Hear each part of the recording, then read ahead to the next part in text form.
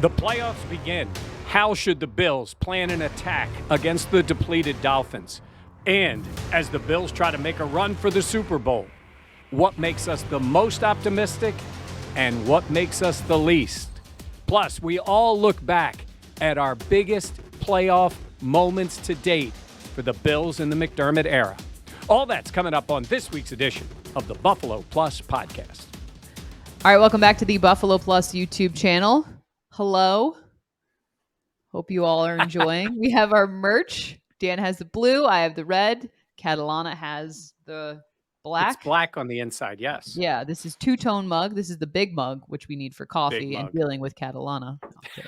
Welcome to the Buffalo Plus YouTube channel presented by Connors and Ferris. Mike Catalana, Dan Fates. I am Jenna Cottrell. We're going to talk all about this Bills-Dolphins playoff matchup, as well as just our memories from some of the previous postseasons. But before we do, if you enjoy our content, please be sure to like, comment, as well as subscribe. All right, let's talk about it. Gentlemen, the playoffs are here. Oh, yeah. Also, so you can buy this merch if you enjoy the Buffalo Plus podcast or the channel on buffaloplusstore.com. And we'll have a link if you go inside here on this channel. There'll be a link to take you right there. And then let us know what you think. Yeah, we have some shirts. Dan and I designed a lot of stuff. Yep. And livid. No, we have fun with it. There's some stressful moments, but we've had fun with it so far. So if you enjoy what I didn't feel any stress. A decent amount of orders. Stress-free, Mike. Stress-free. That's how you boys live your life. That's you just get to sit there and look pretty, and I do all the work. That's what we do. Yep. That is what we do. All right, let's talk about the game. All right, the Bills, Dolphins. This is their third meeting of the season. Tua is not clearing concussion protocol. He will not be out there.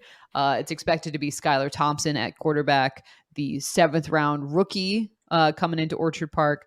Mike, how does this Bills team attack a Dolphins team that is frankly limping into the postseason? That's the right word, too. Attack, attack, attack. That's what I want to see. I want to see the Bills be the Bills. I want to see them not be reckless. They don't need to be reckless. They need to be themselves. Mm-hmm. Get Josh in the offense going. Confuse the heck out of Skylar Thompson. Do not allow him comfort at all, especially early in the game. You know, we all think about those moments at a home game in Orchard Park when you've kicked the ball or punted it to them and they're at the 6-yard line with the tunnel side and the crowd is on top of them. You guys know you're shooting the games. It's insanely loud. You got to turn the microphones down on the camera because it's just distorted. It's crazy. I want to see how Skylar Thompson does in that moment, right? It's intimidating for any guy. That's why I say early in this game, light them up. Let them know this is the playoffs. It's a different speed and play like the Buffalo Bills. Yeah, I agree. I think defensively you be aggressive. I think you push the envelope. I think you blitz. I think you do what you have done to rookie quarterbacks where Sean McDermott's had success. Mike, I think you tweeted out 10-3 in his career against rookie quarterbacks or quarterbacks making their first career start. Again, on top of Skylar Thompson being a 7th round pick out of Kansas State and not really playing all that well, he's also like banged up a little bit too. Like the amount of things that are going against this Dolphins team. I'm with you, Mike. I think defensively, be aggressive. Send Matt Milano. Send Tremaine Edmonds. Make him feel, again, even though he has started and played in a couple games, it's the playoffs. And like, this is different now, like even more than before, the pressure's ramped up. And so I want to add to that pressure. And it's what Mike, you and I were talking about after we got done with the show yesterday, that fine line between make him get the ball out of his hands quick and that do you want him to get the ball out of his hands quick because he still has Waddle and Hill who can take a 2-yard pass and turn it into 70. But also if you let him sit in the pocket, those guys will find a way to get open after 6-7 seconds. So I'm with you that pressure. I expect the Bills to get after Skylar Thompson's kind of similar to what we saw in the Jets and Mike White. Just like the physicality in which they're going to make Skylar Thompson wish that he wasn't out there on the field, which is some of those, I think of like that Matt Milano hit and just the aggression that you saw. And I do expect this to be a very, I don't want to say blitz heavy, but I just expect there to be a ton of pressure from Leslie Frazier and trying to get in Skylar Thompson's face. Look, he's essentially untested. He's being put into some tremendous circumstances in terms of like, not to say like, he's going to fail, but the deck is stacked against him right now. And the Bills have to capitalize on that. They have to make him uncomfortable. They have to get to him because that there's just plenty of turnovers that could be right there. They have to be opportunistic about it. And let's see, and we've seen in the last game, I mean, the Bills were able to force turnovers. And if you can have that in the playoffs, just what that does for your offense as well, Bills have to be able to capitalize. Yeah, and I think one thing we saw from Tua with this offense is, when the guys are there, he put the ball there. Like if you left the guy open, he got it to them. When you made a mistake, the ball was there. I'm not saying Skylar Thompson can't do that. I'm saying he hasn't done that. I mean, Tua was pretty successful when healthy. And so the Bills knew you leave him a window, he was finding it. Like if he had the timing right, he was getting him the ball. And we saw the big throws to Waddle. He had the one in the playoff game. Actually, Tyreek Hill hadn't hurt the Bills that much. It's really been Waddle who has hurt them. They also hurt them in the run game. And up to this point, we don't know what's going on in the run game because Mostert has been not practicing. They really are banged up. Both their tackles are hurt. Like they have a lot of issues that way. I guess I like the aggressive start defensively. I think we're in agreement on that. I still want them to be aggressive offensively. And this is where I know I'm going to get a little pushback in the top, my right corner here. Dan. Michael. Dan. Also, you just sounded like a father. I'm in the top right corner. I'm usually in the bottom. I feel like I've risen up. Up status. That's because you're usually the last one to join us. That's also true. I just think that this is a game plan. I think the Bills need to be extra cautious, extra safe, conservative, extra vanilla. And like, it pains me to say this. Like, this isn't what I want personally. And this like goes against all of my beliefs. But I just think that Sean McDermott will have his conservative, safe game plan that he can put into this. And he'll have his hands all over this offensive game plan in the sense of, and I made this analogy before, and like during those drought years, the Bills always seem to have this really good defense. And like at the end of the year, the stats would show like they had this, wow, look at this, they had this top 5 defense or anything like that. And I always was like, yeah, but like when they needed to play well, they would get gashed because most of the times teams showed up to Buffalo and to play the Bills, they would say, well, if we score 20 points, like Tyrod's not going to beat us.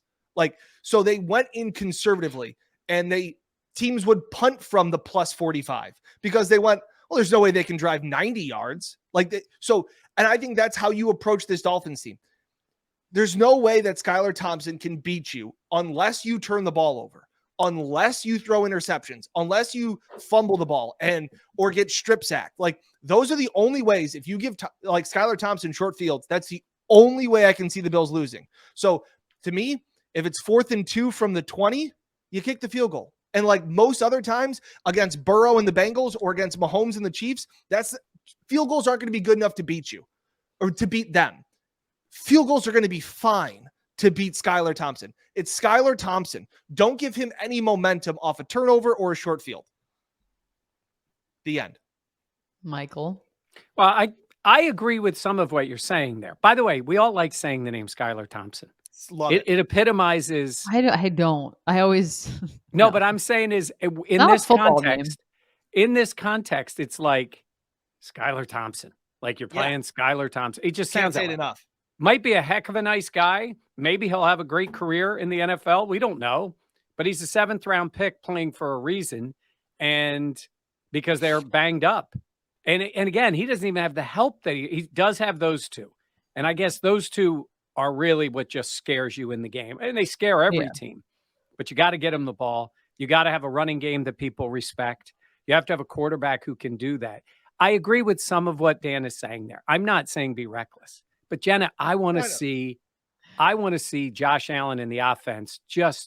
You're right, Dan. Teams would score 20. Go score 20 in the first quarter, first half. Go score it. Go let the Dolphins know they ain't coming back in this one. We're going to get the ball and we're going to score. and we're going to take it to the end zone. I think that is the mindset this team's going to need going forward. Now, I agree with you. You don't want to be dumb. You got to win. The most important thing is to win. But there is a balance. There is a balance. And there are times I think, take the points and go ahead when it's not that way. But, Jenna, where are you on this? Because Dan and I are pretty far ends of apart. the spectrum. I mean, I totally get what Dan is saying. And I do understand what you're saying as well in terms of like essentially. Yeah, but I'm right?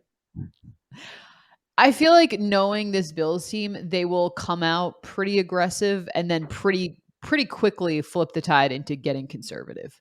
Like, I think if they were able to put up some points, then they would start running the ball more. Then they would start eating up the clock, like all of those things that we've seen them do. I think they want to get out, obviously, to a substantial lead. But I think in this game, like 14 points feels like a substantial lead. 6 considering is a substantial lead against Skylar Thompson. Okay. I mean, he didn't do anything against the Jets. The Jets have a heck of a defense, and that kept the Jets do have a great defense. Yeah. Yeah. I mean, 6 points. Tyreek Hill, I feel like with the talent that they have on their offense, obviously you have to get them the ball in terms of Waddle and Hill, but they still have that effect to scare you. Like they still are playmakers and guys that we've seen. I mean, Tyreek Hill turned a fumble into a touchdown. Like they can, they can score the ball. I hear what you're saying though. I do expect it to be a more vanilla game plan. I do. That's just my thought process. I just look at this as the Bills have all the momentum, being at home, all of these things. 3 and outs hurt you and turnovers hurt you. Like, yeah, we saw, it was funny, Jen, I think we talked about it on one of the shows that when you guys recapped the game on Sunday about New England, like it was great to see this big play offense. I don't think you need the big play offense. I don't think you need to take shots. I think you need to control the clock, not in the sense of keeping Skylar Thompson off the field, but just kind of take the air out of any hope that in Miami's balloon that if we get the ball, like hey guys, if we one quick slant to Tyreek, we're back in it. It's like, okay, like have a 10-play drive that just demoralizes this team. That I see that. I definitely. Yeah, I just think you need to build to that. I would say, now this is maybe not the right comparison, but I think back to the Bills game on the terrible weather against New England, and you didn't think Mac Jones could hurt you, and he never did hurt you in that game. No. And the Bills didn't throw. They were trying to get by with the run game. New England broke one play on the run, and the next thing you know, the Bills were on their heels, and then they finally started throwing. It was that kind of game. And then when they played them back in the playoffs, obviously the weather was different. And they just had this game plan to, I don't know, score a touchdown every time they touched the ball. And they just destroyed a Belichick defense. Now, I'm not saying they're going to do that, nor do they need to do that. I'm saying is they have the ability to do that. And maybe we're just taking it in two different places. I think Dan's looking more of a slow play, be smart, be up 17-3 in the second quarter, and that's fine. Like, I don't need them to put on a show. For them, they just need to win the game. But I think if you're Miami, you're thinking, oh boy, we got to stay in this game. Don't help them stay in the game. And there's a balance between those two. So look, there is a way that Miami can win. Dan's right. Bills turn the ball over. They're flat. Miami gets a break. I think you also said Kansas City there. Did I say? I thought he said Kansas City could win this game. Like we're already past this team. I thought you were saying New England. I said New England as I was referencing New England then, but I'm saying as I think Miami, sure, an NFL team, they can win. This happens in the league. So you have to be prepared for that. You don't want to be in a game with these guys. And that would be the point where when they're standing in this locker room saying to each other, nobody thinks we can win, it's actually accurate right now. Yeah. It's accurate. Correct. And Tyreek Hill has ended their season the last 2 years. He is still Tyreek Hill. And Patrick Mahomes. I know, but he ain't there. It's at least no, Tyreek I know, Hill. but I'm saying I don't think it's fair to characterize that Tyreek Hill has ended their season the last 2 years when it was Patrick Mahomes throwing him the ball. You're 100% right. I'm just saying is that guy is still there. That guy that haunts not that guy, pal. Is that guy. And yes, I have concluded that Skylar Thompson is not Patrick Mahomes. Yeah. Okay. Do you want to I hear? know that took you a while. Do you want to hear a cool stat? I just recorded best bets. I have a dozen plays. A dozen plays. Daniel. Yeah, What? it's the most I've had. Like it's absurd. Wild card home favorites of 9 points or more are 12-0 straight up, meaning they've won all 12 games. Yeah. And are 11-1 against the spread over the last 30 years. Wow. That's impressive. So not only do they win, they annihilate the other team, laying the double-digit points. And you know what's interesting about that? Back, it wasn't too long ago, it's only been a couple of years. There was 1 and 2 seed were both out of the game. Yep. Now you have 2 seeds playing, like the Bills. Yeah. Normally that team would have had a bye, Wow. so the disparity can be different. So, yeah, that's pretty interesting. And Dan, so I see with 12 plays, you are not going in with a conservative game plan. You're being Not aggressive. at all. I am emptying the clip. This has been the best year that Uncle Dan has ever had. And so again, if you're watching this video, there'll be another video out shortly whenever you're watching this one. Josh Allen on DraftKings, his passing touchdown over under is 1.5. Every single game he has played against the Dolphins, he has thrown at least 2 touchdowns. That's so surprising. You can get that at DraftKings for -150. I think that's a no-brainer. Wow. That's And weird also, to me. we've gotten into this podcast, and we haven't addressed, also, I think it's worth saying, that Josh Allen has the highest passer rating in NFL playoff history. Yes. Pretty good. Yeah. He's pretty good in the playoffs. By the Who's way, to say? Jenna, Don't Dan tell Nick with- write that, but he's pretty good. Dan with his game plan here, he's going to take the over 1.5, and then the Bills are going to be up 27-3, and Josh only has 1 touchdown pass, and it's 4th and 2, and McDermott brings out the field goal unit. Wait, Mike, Dan's- that's fine, because I like Tyler Bass over 1.5 field goals as well. Really? 1.5? Yeah, Yeah, those he numbers hasn't are That's had like low. low two to me field- as well. He hasn't had 2 field goals in a game in like 4 or 5 weeks. It's actually been surprising. That is surprising. Well, one of those Look at games that. was in Chicago too, so Yep. but that's just one of them. All right, Yeah. So Okay. we'll see. All right, well, we'll see how it let- plays out. All right. Well, let's talk about it though. In terms of Dan, I'll start with you. What makes you? We'll start with. Do we want to go positive first, or what Let's go concerns positive. you? Okay, Yeah. not just Yeah. kidding. What? Yeah. What? Why do you feel like this team is poised to win the Super Bowl, Dan? A positive, and we'll talk about what some of the things that concern us in the other way. I What think makes you way the that- most optimistic? Yeah, I guess if I'm going first, I'll take the most obvious one, and it's just the way that Josh has risen to big moments and throughout this entire season. I have been critical of the way Ken Dorsey has run this offense and called plays, but it seems like the last few weeks they've kind of gotten some things ironed out. Going back to even the way they ran the ball against the Bears, like I was a fan of that. Like they have found a little bit of success with that with Josh Allen in these moments. I don't want to go with team of destiny vibes, but this just seems to be I get it. a team that is putting it together at the right time. They've won 7 in a row. It seems like the fact that they've done it in sometimes ho-hum ways, like, all right, it's just another win.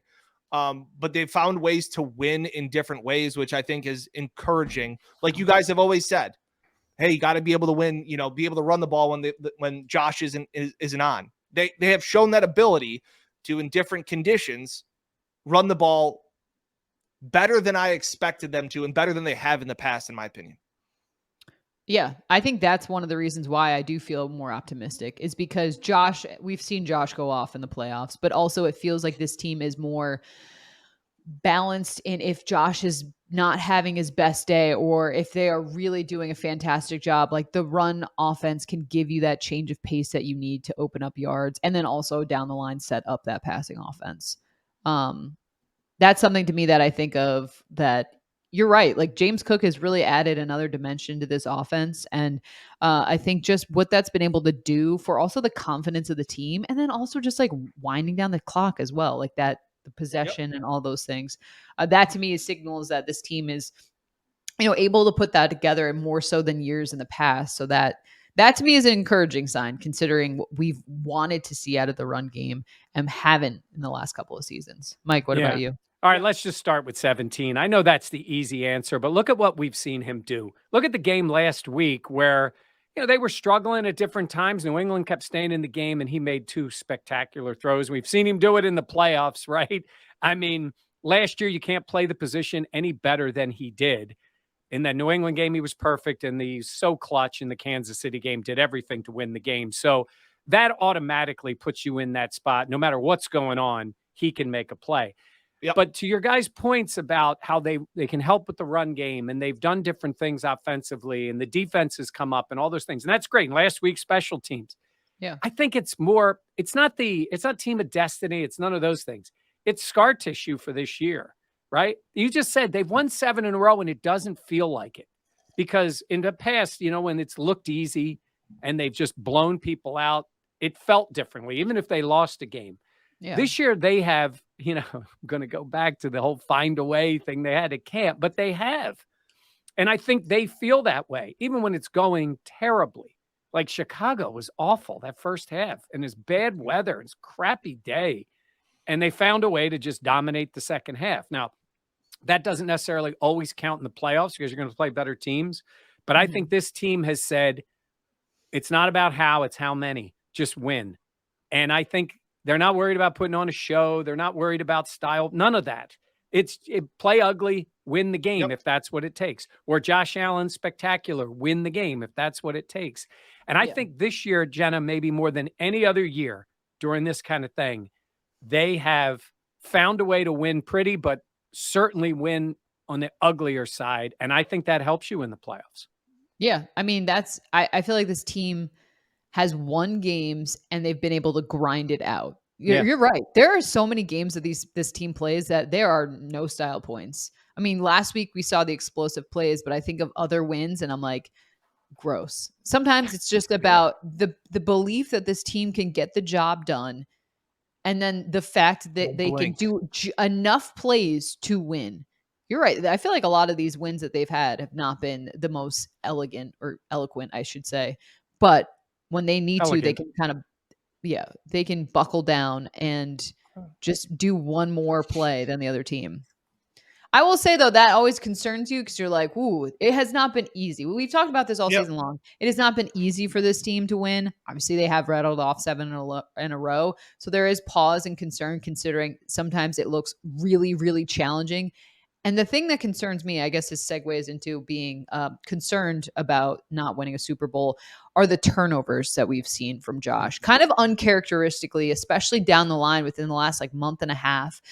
Some of those plays, and I think about even last week or the week before, uncharacteristic turnovers where it's like, Josh, what were you doing?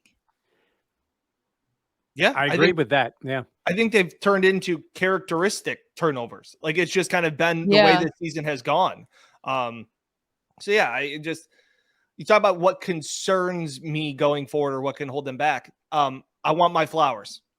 I want my flowers, and I want them from both. I want them from both of you guys. So that's what concerns me, and I'll give the floor to you guys first to apologize and say I was right, and then we can move on. Okay, for those of you who don't speak Dan Fates, Fates is talking about how Mike and I both believe that Gabe Davis would be a fantastic secondary receiver, really step up, take another step forward in this season after what he showed, especially in the playoffs, especially in Kansas City last year. Davis has not done that. You, Dan, were right. Now, I believe that there are injuries involved in this as well. I think Gabe Davis has been hobbled by some of that, but I also think that he is nowhere near what we expected him to be this season. Mike, I don't know if you want to add in. No, Mike, he has to add something. No, I will agree with Jenna. In this case, Dan is right. Yeah. That makes him 1 for 10 on his hot takes, but he is right. And Gabe Davis's issues permeate the entire offense. Yeah. It has caused issues for everything else. Yep. Josh still has faith in him. He throws him the ball a lot. He does. And the numbers are not good. Sometimes when a guy's not making plays, Brady's famous for this. Like, you ain't making plays, the ball's not coming your way. You got to earn it. He's still going to him. So he does get open. He is available. And I think it's gotten in his head a little bit. You're right, Jenna. I do think he's dealt with injuries, all those things. That's what happens in this league. And you think back to the playoffs, the divisional round a year ago, the greatest game probably for a wide receiver in playoff history. 4 touchdowns, 200 yards. I mean, Jerry Rice never did that. So we know he has the ability, not necessarily. That is an extreme. But I think it's gotten into his head. He's not a big talker that way. I think he's feeling it, and I think the pressure is there. But when I say permeates wrestling, look at what they've attempted to do. I mean, you bring Cole Beasley back. You got John Brown out there. You're trying to figure out with McKenzie, like you're getting Dawson Knox more involved. Like it's you look at the tea leaves. It's like they know they can't rely on him. They can't rely on him for the consistent production, and I think that is the difference between this offense making things look easier or easy, as opposed to it's a struggle. Diggs is Diggs. Diggs is awesome. And you hear all the time, well, you take away their best guy. Teams rarely can take away Diggs, right? But you need that other element, especially if we're talking about Joe Burrow and Patrick Mahomes. And then if you keep going, like you're going to need that. And I'm with you on that. That is my biggest concern also. Yeah, I think of a moment, and I talked about this in their last game where, Gabe could have had that touchdown. It would have been a great catch, but it literally went through his fingertips. And just the frustration on his face getting up, and he hung his head immediately. And you can tell that there's a lot in terms of that dynamic about, what he's feeling. And Dawson Knox, putting his arm around him and being like, you got this.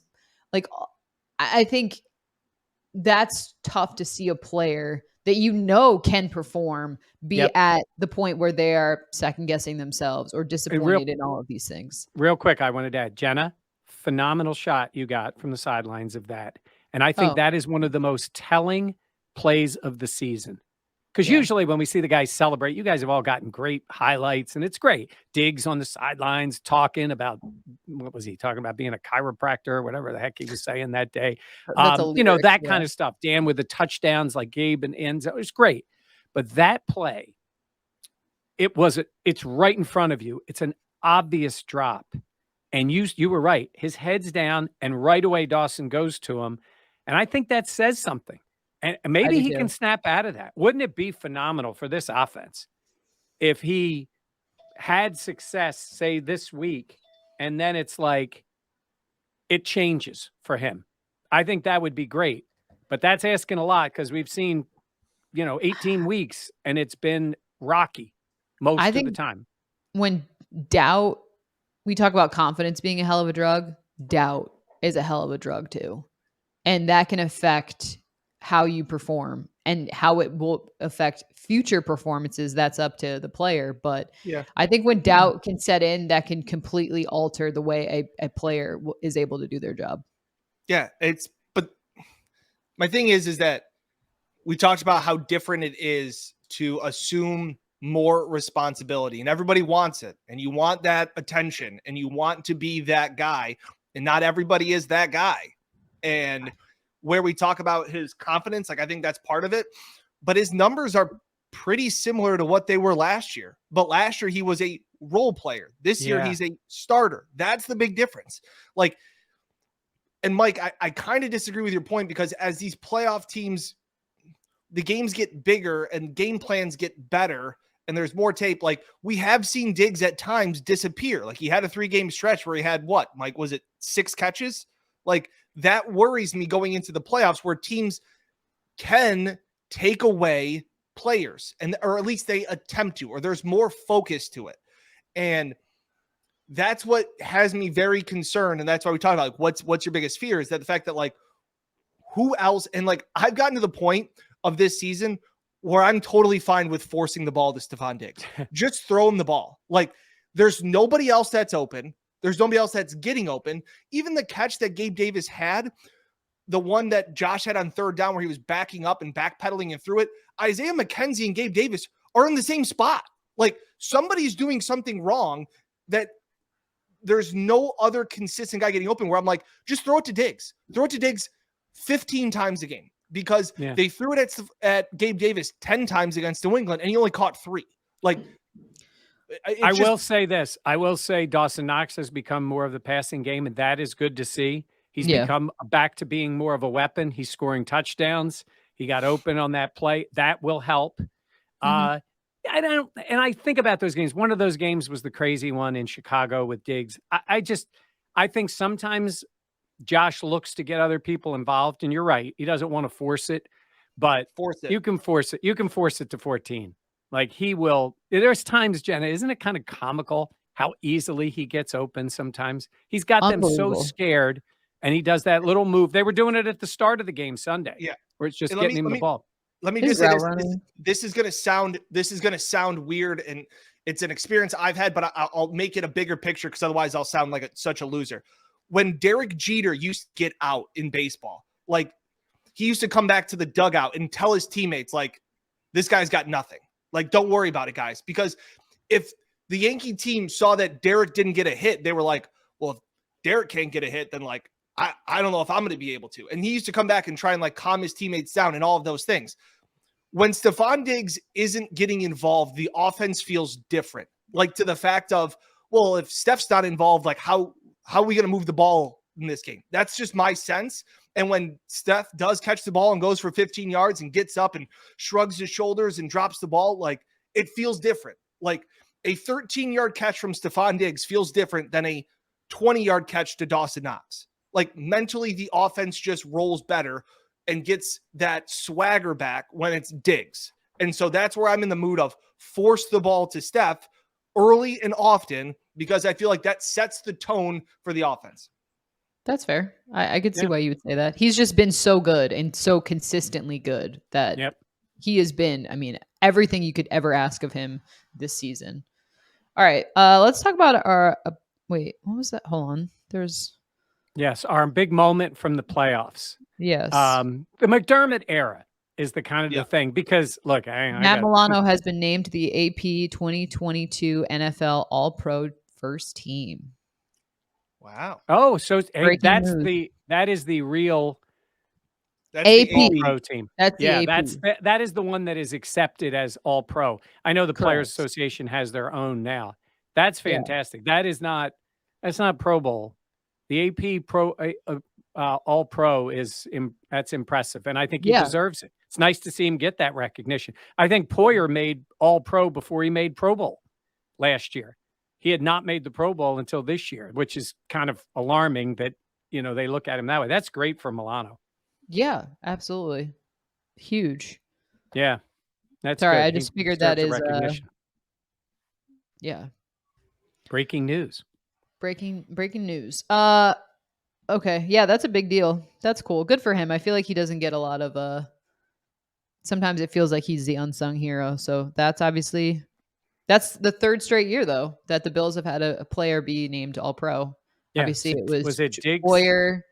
Oh, I was talking about defensively speaking. Oh, As if we needed another reason to say why the Pro Bowl is so stupid. Matt Milano's not a Pro Bowler. Yeah. But he's an All-Pro. Again, I just want that. It needed to be said. I love that they'll say agents when the guy makes Pro Bowls, they use it. When he doesn't, they say the Pro Bowl is stupid.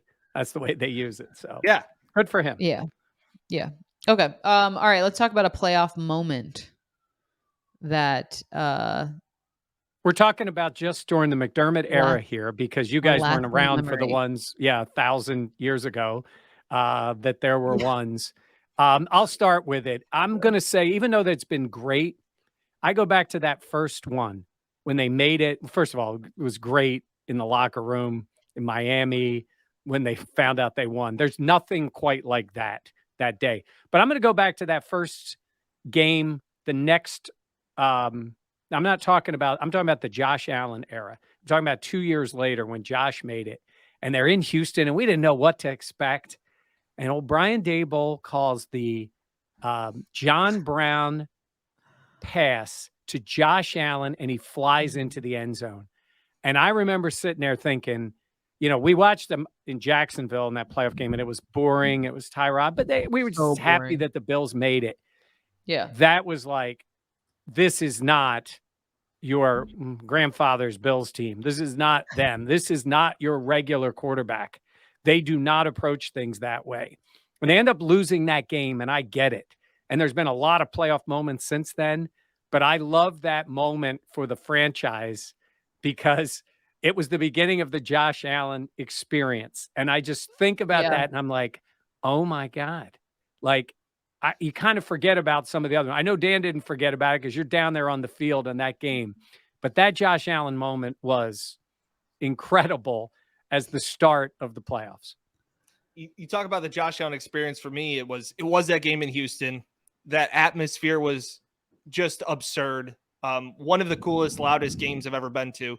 And to me, it was that team walking off the field and that disappointment, but also that thought of like, ooh, this could be the start of something like that.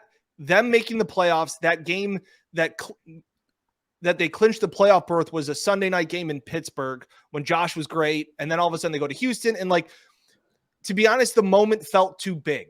Like it was like Josh played like a drunk carny at the end of that, in that second half and in the overtime. And he's throwing to Pat DeMarco in double coverage and all of those things. And there's that image of Josh kind of sitting down after he got sacked on like the fourth and whatever.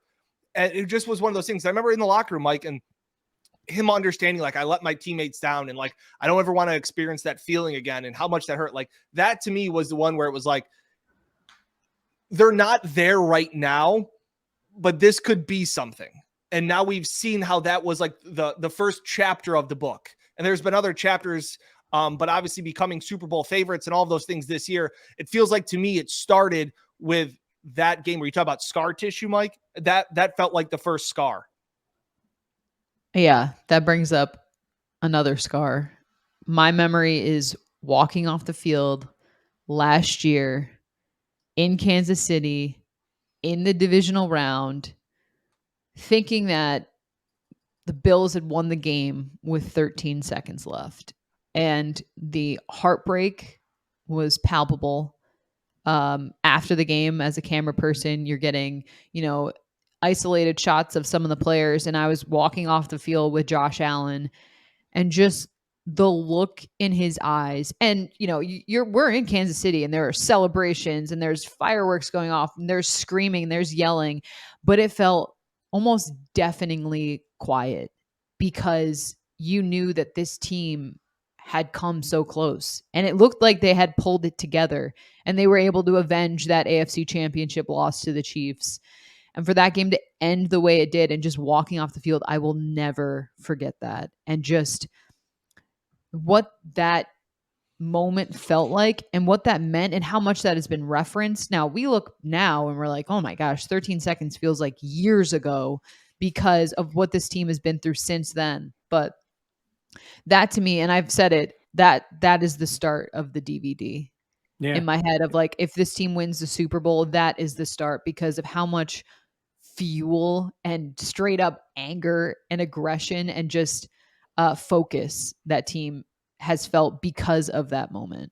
So that is one that stands out. Also, no, go ahead. No, also just in that game, like what Allen was able to do on fourth down, scoring the touchdown to Gabe Davis to give the Bills the lead. Like it was, I mean, I was on the sidelines for that game. I felt like every touchdown was literally right in front of me too, which I don't always feel that way. And it was just like, oh my gosh, like this team is ready. Yeah. And then obviously the way it ended, but you're the start of the DVD. That's really interesting because we all feel, I think, that that's not the end of the journey here. This team's going to have opportunities starting with this year. Yeah. You don't want that to be I won't say high mark, but like the pivot, like it's where it goes the other way. Like they got this close. And I know they had been in the championship game, which obviously could have put them in the Super Bowl, but they weren't really close in that game. That game, you felt like close it out. They're beating Cincinnati. They're going to the Super Bowl. And you're right. That was, I think it's the worst loss in Bills history. And I was there for the Super Bowl with the wide right. Like that was different. Do you remember the worst loss in the team history? The next morning we were in the airport in Kansas City, which is the worst airport ever anyways. But we were sitting at our gate getting ready to go back home and people were like openly crying. Yeah. You were doing a radio hit, Mike, and I felt like you were screaming.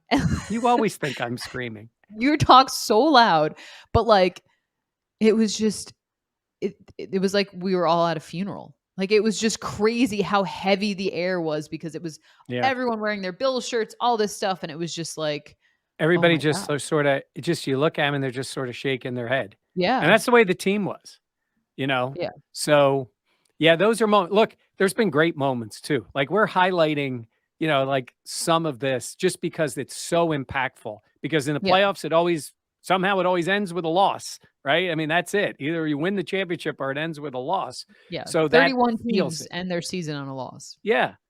Well, no. No. No, you can win your last game. You don't make the playoffs. Boo! My God. What a dumb comment. What a dad comment. Well, you said 31 seasons. Detroit's happy. You don't think you could win your last game, but if you don't make the playoffs, you're right. Is that Ask Dan Campbell. No, you're right. Well, Beans talked about that. It's just that's so what cringy. Defines you, how you lost. That's true.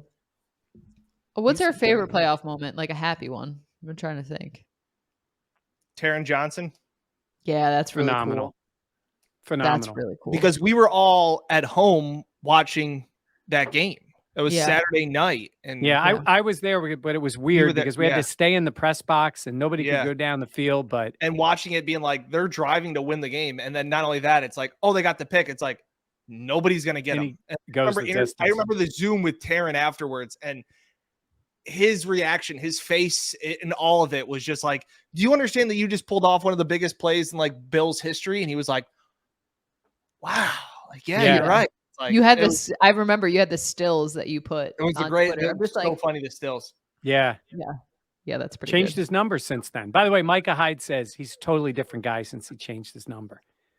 Says Taron used to be this one guy. Now he's different since he's number 7. Oh, it's kind of funny. I heard him talking about. He was laughing. Says his little brother there, but yeah, that's a great moment. There were so many in that Kansas City game. You just wanted them to last. The Josh Allen 2-point conversion to Diggs is one of the all-time great athletic moments between two players in the history of the franchise. Maybe in the play, you got to watch that play again if you have a moment to just be not worried about the way it ended. It is incredible what he did, and it's just lost because of the way the game went. But there's been so many great ones, but that's true. What it is. All right, let's wrap up here. Again, we have our merch. If you would like to check it out, it's the buffaloplusstore.com. We've had a lot of fun designing this stuff. And if you enjoy our work or want to support the channel, we always appreciate it. And if you also want to support our channel and are not already subscribed, do it. Subscribe. Do it. Subscribe. And we'll all be up at the game Sunday. Yes. Get the whole team's playoffs. We're playoff ready. We're playoff caliber. We're ready to go. Ooh, yeah. Dan's got his show love shirt for DeMar Hamlin. Nice. Love that. All right. Well, thank you for joining us. We'll catch you next time here on Buffalo Plus. For Mike and Dan, I am Jenna. For all your post-game coverage, be sure to check out our channel, as well as we have a TikTok. We also have an Instagram. And if you don't already know, we have a podcast version, an audio-only version. You can check it out wherever you listen to your podcast. It is creatively named Buffalo Plus. All right. Thanks for listening. We'll catch you next time here.